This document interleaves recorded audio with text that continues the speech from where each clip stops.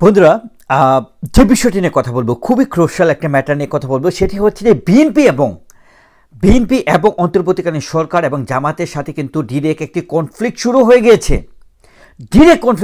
গেছে। আপনারা দুটি স্টেটমেন্ট আপনাদের সামনে আমি তুলে ধরছি এবং আপনারা বুঝতে পারবেন যে কয়েকদিনের মধ্যেই, মানে উইদিন এ মান্থ, আপনারা দেখতে পাবেন যে বিএনপির সাথে জামাত ইসলামের সংঘর্ষ বাঁধবে।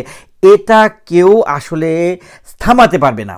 শুনুন, আপনাকে আমি প্রথম যে জিনিসটা বলছি যে রিজভী সাহেব আজকে যে স্টেটমেন্টগুলো তাদের আসলে বিএনপির বেশ কিছুদিন আগেই দেওয়ার দরকার ছিল, তারা এখন দিচ্ছে। তারা এখন বুঝতে পারছে, হারে টের পাচ্ছে যে জামাত ইসলাম বাংলাদেশে রাজনীতি করছে এবং বিএনপিকে -2 ফর্মুলায় ফেলতে চায় এবং ফেলবে। তারা এই কাজগুলো করছে। এখন তারা আস্তে আস্তে বোঝার চেষ্টা করছে। আমি দুটো স্টেটমেন্ট দেবো। একটা হচ্ছে জনাব ফখরুল ইসলাম আলমগীর, আরেকটা হচ্ছে রিজভী সাহেবের। তো রিজভী সাহেবের বিষয়টা বলি যে রিজভী সাহেব বলছে, মানে ইঙ্গিত করে বলছে যে জামাত ইসলাম বিএনপিকে বলতে চাচ্ছে যে এক চাঁদাবাজের হাত থেকে আরেক চাঁদাবাজের হাতে দেশ যেতে দেব না।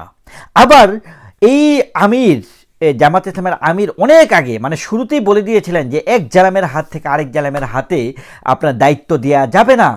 এই বিষয়টাকে ইঙ্গিত করে জনাব রিজভী সাহেব বললেন যে আমরা জানি কারা আসলে চাঁদাবাজি করে আত্মসাৎ করে, সেটা আমরা জানি, সেটা আমরা দেখেছি। ইসলামিক ব্যাংকে কিভাবে জামাত ইসলাম আত্মসাৎ করেছিল। সো সেই স্টোরি আমরা জানি। তো আমাদেরকে বলার আগে নিজের চরকায় তেল দেন। এটা ছিল 1 নম্বর পয়েন্ট। 2 নম্বর পয়েন্ট এখানে যেটা বলছেন যে তিনি বললেন যে 1971 সালে জামাত ইসলামের অবস্থানটা আমরা খুব ভালো করে জানি। সো ধর্মের নামে রাজনীতিকে ব্যবহার না করার জন্য তিনি আহ্বান জানান। দ্বিতীয়ত, জনাব ফখরুল ইসলাম আলমগীরের যে বিষয়টি, তিনি বলেছেন যে সংস্কারের নামে অনির্বাচিত সরকারকে দেশ চালাতে দেওয়া যায় না।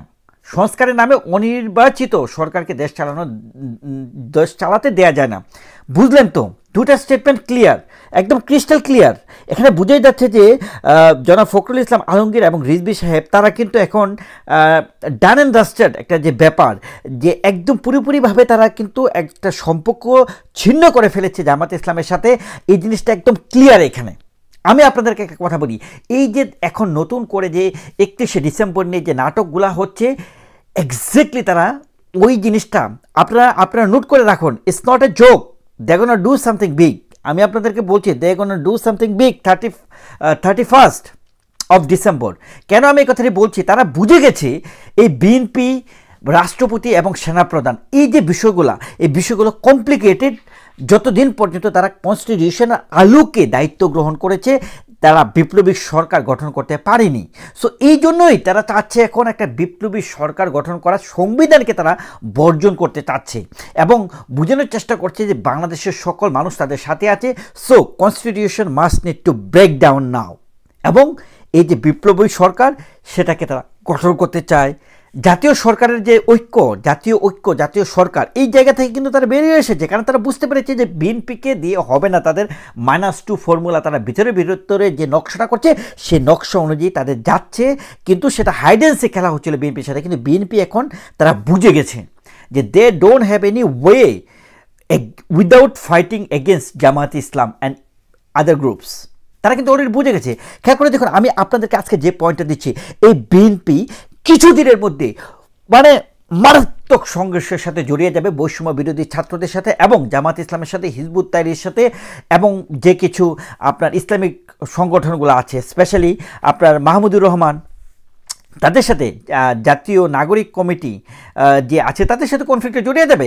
এতে কোনো বিন্দুমাত্র আমি